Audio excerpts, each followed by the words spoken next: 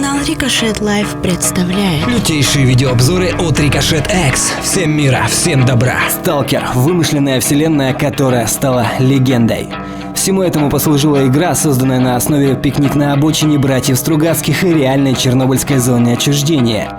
Игра, которая создала целые субкультуры, впитав в себя даже диггерство. Игра, которая устраивала масштабные фестивали. Игра, по которой вышли десятки книг и сотни модов. Думаю, продолжать не стоит, это просто Сталкер. Даже планировался сериал с Гошей Куценко в главной роли, который так и не вышел. Встретимся в центре зоны. Хочешь говорить, опусти оружие.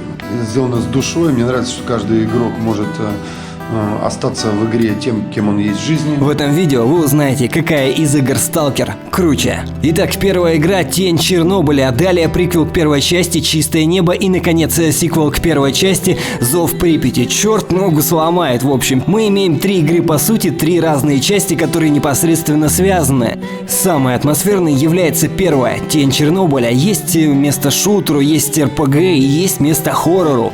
Конечно, в связи с тем, что игруля тоже уже древняя, есть неудобные геймплейные недоработки по типу того, что нужно открывать инвентарь, чтобы использовать аптечку, или невозможно апгрейдить или ремонтировать оружие. Неплохая реалистичность и хардкорность игры. Да, и начинаем мы с лоу-пушек.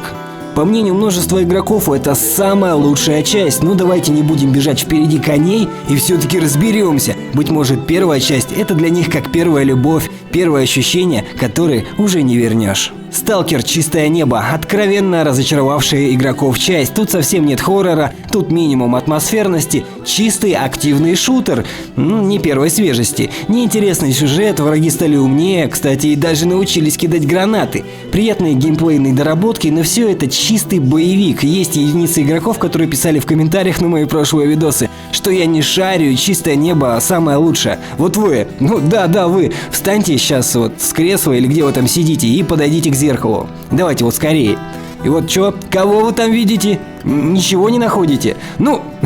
Дуралей стоит какой-то, не иначе. Очень глупо утверждать, что «Чистое небо» лучшая часть даже первой игры «Тени Чернобыля». «Чистое небо» — откровенный провал.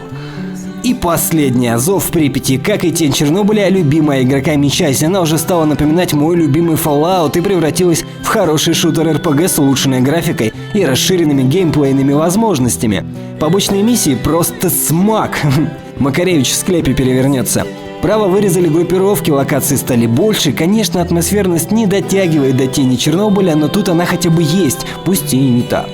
По словам разработчиков, это именно та часть, которую они хотели увидеть в самом начале, в далеком 2007-м. Самое отрадное для меня – это достоверные фотографические локации, к примеру, станция Янов и город Припять.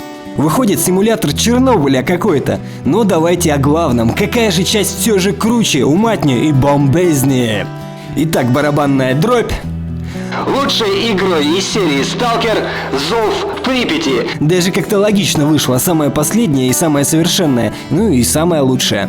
От себя добавлю, все фанаты ждут «Сталкер 2», но разработку заморозили и, скорее всего, игра не выйдет. Там долгая история, если в двух словах, директор-бизнесмен игры распустил разработчиков, запатентовал бренд игры и сидит, ничего не делает, но это уже другая история. А с вами был Ricochet X. Пишите обязательно комментарии с вашим мнением, оно тут уместно и важно. Также на экране 4 видоса, которые я намутил специально для сталкеров. Приятного просмотра, господа. Хорошего вам хабара. Наша группа ВКонтакте vk.com/кибервидео.